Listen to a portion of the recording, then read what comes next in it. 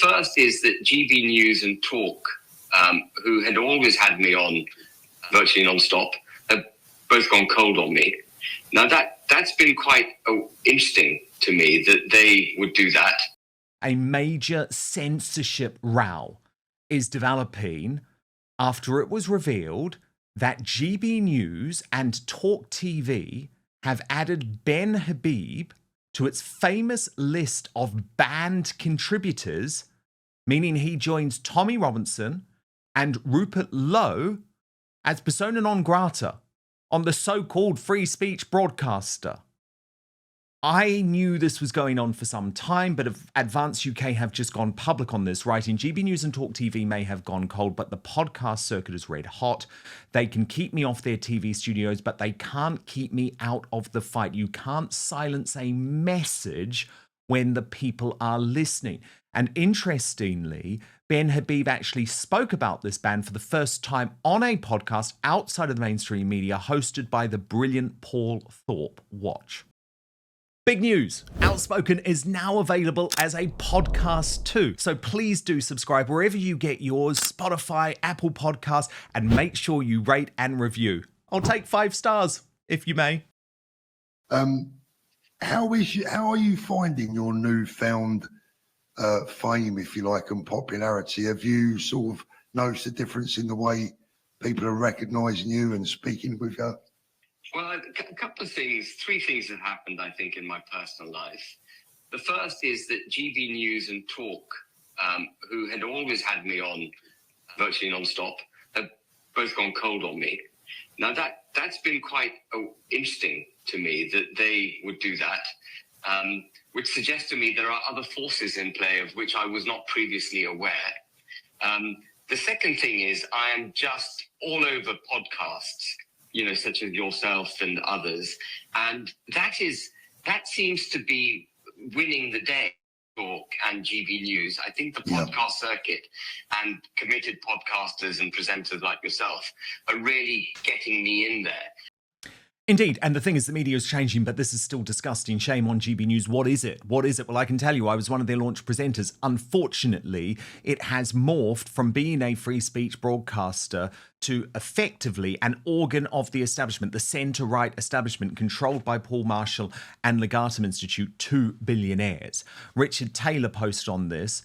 So true, Ben Habib dropped from being a regular with GB News and weekly show on Talk TV with Mike Graham. I've reached out, but alas, to no avail. He is, of course, one of the members of the Advance UK board.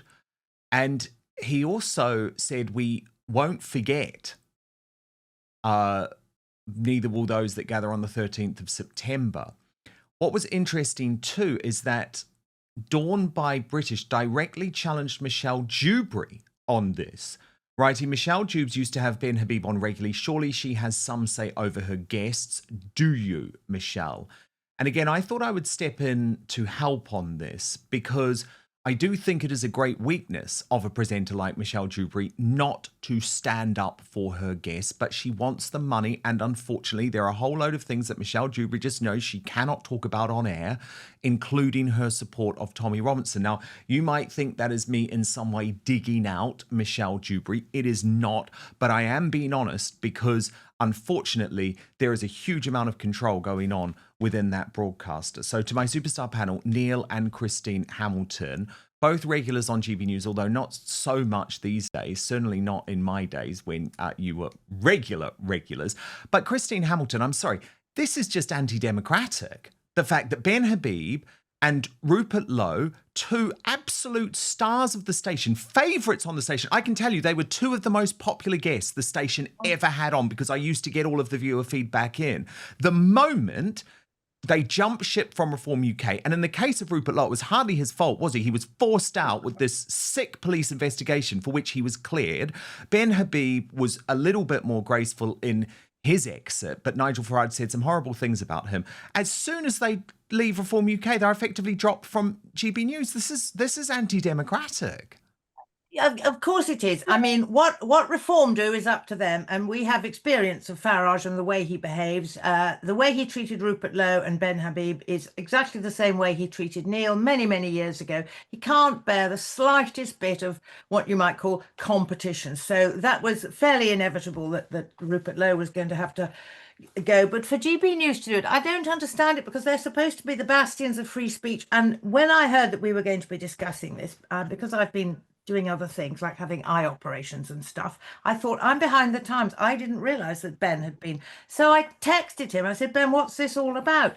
And this is what he said. He said they'd never admit it, but I haven't been on GB News for 6 weeks, which is the exact length of time since Advance was launched. I can only conclude that they are protecting Farage. Now, I find it strange that a news outlet that is level pegging and very often beating the BBC, Sky, etc., can have two regular presenters who are members of Parliament for one party, which only has 5 MPs. I mean, they've got 2/5 of a parliamentary party as presenters. That doesn't seem to me to be right. And I was fully expecting Nigel or Lee Anderson or both to step back, but neither of them has. And GB News clearly is happy about that. See, where I stand on this... mouthpiece for Reform. Well, yes, exactly. Where I stand on this, Neil, is that I actually don't want anyone banned, because you know my view is total free speech absolutism. I don't think the off-communists should exist at all, and we'll come to them in 1 second. But what I absolutely do believe is that GB News should not be banning mainstream politicians. This is nuts. I don't think they should be banning Tommy Robinson. I don't think they should be banning Katie Hopkins. I don't think they should have got rid of Lawrence Fox and Father Calvin Robertson and myself. But increasingly, it feels like what they are trying to do is set a particular political agenda. And it does very much seem one that is based around this move to the centre, because Neil, there has been a quite clear move to the centre from Reform UK, but now GB News as well. But first, let's be honest, you're watching this because you know the mainstream media can't be trusted anymore. The so-called fact checkers, they're just part of the same corrupt club. And who can forget the scandals they helped cover up or spin? Brexit lies, the COVID chaos, the relentless smears against Donald Trump. Well, I've had enough of being misled.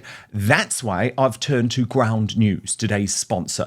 It's the one place I go to slice through the spin, cut out the noise, and finally see the truth for myself. Go to ground.news/outspoken to check it out for yourself. My favourite feature is the blind spot feed. It shows you which stories are blowing up on one side of politics but barely mentioned on the other, the clearest way to see media bias in action. So let me show you a story the left is ignoring. The terrorist mastermind of the 7/7 attacks could soon be back on London streets despite police fears. You'd think this would be a huge story everywhere, right? But left-leaning outlets have barely touched it. And what about on the right? Well, the UK Chancellor says the government is back in Scotland with billions in investment. It's a massive funding pledge, yet it's barely been covered by right-leaning media. With every story, Ground News shows you the entire spectrum of who's reporting from left, right, and centre, along with how reliable each source is and who owns each outlet. It's everything the corporate press doesn't want you to see. I know you love keeping up with the news, but like me, you don't buy what the legacy media are selling. So this gives you the tools for yourself to see what's really going on without the spin, without the manipulation, and without being told what to think. It's the only way I read the news now, and clearly many of you agree, as Ground News has over 10,000 5-star reviews. So go to ground.news/outspoken and stop letting the mainstream media decide the truth for you. If you subscribe through my link, you'll get 40% off the Vantage plan. That's the one I personally use for unlimited access. Supporting Ground News also supports Outspoken, so thank you for helping me keep doing what I am doing here too. That's ground.news/outspoken. But now, back to the show. Well, I think as they've become more successful, they become more cautious, perhaps, and that may explain the psychology of this. But, you know, Rupert Lowe and Ben Habib are not frothing at the mouth extremists. They're both highly successful businessmen in their own sphere. They're highly articulate. They are very moderate in the way they express themselves, and they're highly intelligent men, and they're very good broadcasters. I mean, Ben Habib, I think, is absolutely superb. And I just don't understand a TV channel that doesn't want to make use of people like that rather than freeze them out, if that's the decision that has been taken. I just cannot understand why they would allow themselves to be put in the position where we're talking about them in this way. That's no good for the brand that GB News has created and is trying to increase. It really is bad news for us all, except, as you said right at the start of this segment of today's programme, of course, the world of podcasting and communication on the internet really outflanks all the traditional methods of broadcasting, including what you might call the free channels that are not part of the mainstream blog. Well, exactly. This is what they don't actually realise. They are signing their own death warrant. This is what Gad Saad describes as suicidal empathy, right? And I'm going to give you an example of it. This happened this morning. You probably missed it, but my God, it was an incredible bust-up. Live on GB News. They let this dude on the channel. I can't stand him. He is such a nefarious force in this country. He's called Michael Crick. I think he used to be the political editor for Channel 4 News. He claims to be a centrist, but he's on the hard left. He despises GB News. He wants it shut down. When I was the primetime presenter on the channel, he did not appear on my show once. Not once. I would not have him on. These days, he's wheeled out constantly because I guess they think, oh, if we have a critic on, it might in some way appease Ofcom. But what happened this morning was extraordinary because live on air on a show hosted by Andrew Pearce and Dawn Neeson, who just sat there really. I mean, Andrew slightly fought back, but not really. He just went for the channel. It was extraordinary TV. Watch this. Lets you get away with murder. What do you mean gets away with murder, Michael? Come on, that's ridiculous. What do you mean lets us I don't mean literally murder, but in terms of your bias, I mean, you know, of your I mean, how many members? Here's a quiz question for you: how many members of the Reform Parliamentary Party over the last 12 months have been GB News presenters? 3.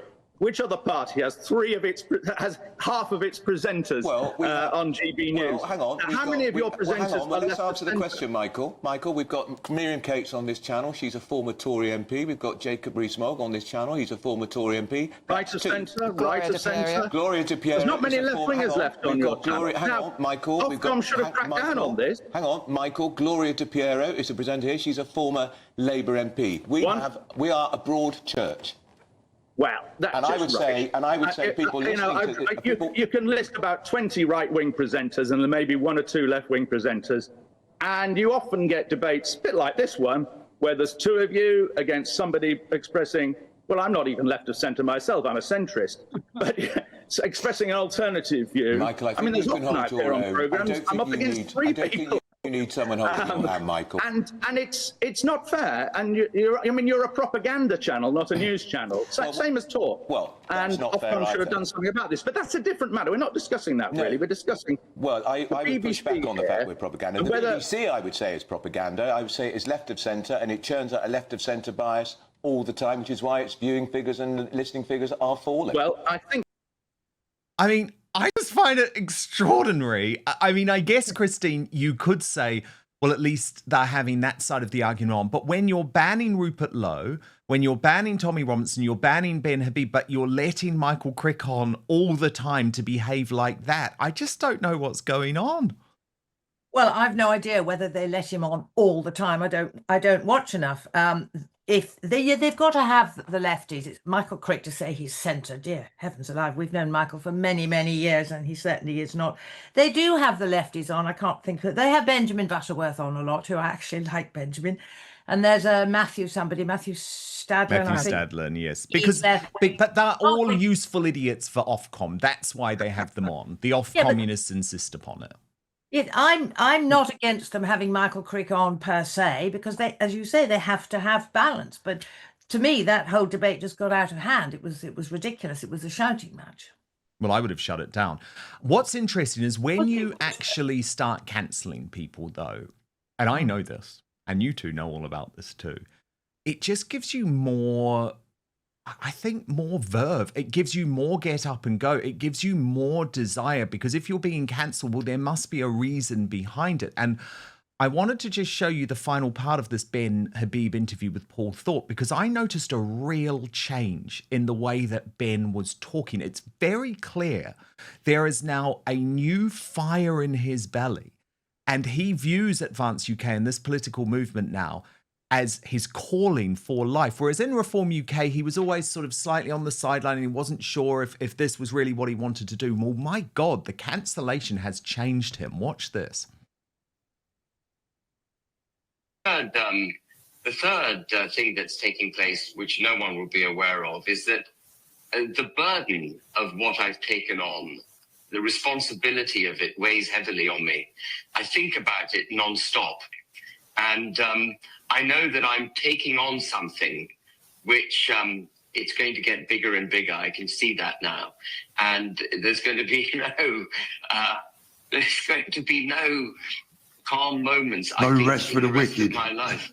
Yeah, I think for the rest of my life, Paul, I think this is probably something, this is a train I've got on, which will keep me busy for the rest of my life. Maybe but Ben, it's your calling.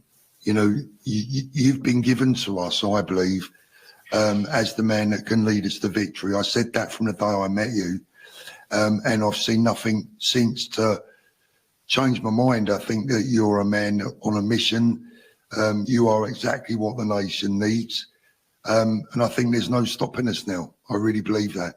Well, thank you. There certainly won't be any, we won't fail for want of trying. Absolutely. Every single thing that needs to be tried and tested to deliver the result that we all want will be tried and tested. There won't be a single page that won't be turned over. No stone left unturned. We're going to do everything. Neil Hamilton, I found that fascinating. It was a totally new, uncompromising Ben Habib. This is it for him. This is his life's work now. Yeah, I think that's absolutely right. And you could say the same about Rupert Lowe. I mean, Rupert yes. would never have thought of himself cast in this light, you know, even a year ago, or whenever it was that he was cast into outer darkness by Farage. But both of them now are fired up by a sense of mission. And, you know, Farage has a sense of mission, of course, par excellence, and he has done an amazing job in the last 25, 30 years, first of all with UKIP and the Brexit Party and Reform. So nobody can take that away from him. But I think it's tragic that we are seeing on call it the right for these purposes, now a fracturing of what should be a unified response to the Uni-Party, which has ruined our country in the last 40, 50 years. The only bright gleam in the dark of the last 50 years was the Thatcher administration. And since 1990, the Tory party has gone in fits and starts in the opposite direction until now it's virtually indistinguishable from the Labour Party in the outcome of what it does. And it's tragic, therefore, that what should be an opportunity for all people of like minds, like Ben, Rupert Lowe, yourself, us, and most, if not all, the people who are in Reform, that we should be risking the failure of our project to restore the integrity of our country and defend our culture in a way that no government has been doing. Indeed. Almost in our lifetimes. Indeed. But if GB News is going to cut us all off, sorry, Neil, I'll let you finish your point, but I'm just going to say, if GB News is going to cut all of us patriots out, then unfortunately there's going to have to be other platforms. Absolutely right. And let's remember, the audience for news channels like Sky, BBC, News 24, as well as GB News, is minute. Probably no more than 1 million or so people watching at any one time. So in a population of 65 million and rapidly rising, then this is marginal at best. So the world, or the free world, as I call it, of the internet, actually is on a par with them already, I would guess, and is far more flexible than broadcast channels can ever be. So, but what a shame it is that we're not uniting and combining to maximise our firepower and strength, rather than talking now about why it is that people are trying to undermine, in effect, the outcome of what we're all fighting to achieve. Thank you so much for watching Dan Wootton Outspoken. Please click on my face just to the bottom left to subscribe to this brand new independent news source and turn on the notification bell so you'll be alerted to our brand new live shows, uncancelled interviews and special royal episodes. Outspoken is also now available as a podcast, so you can listen to the show every weekday on the go wherever you are.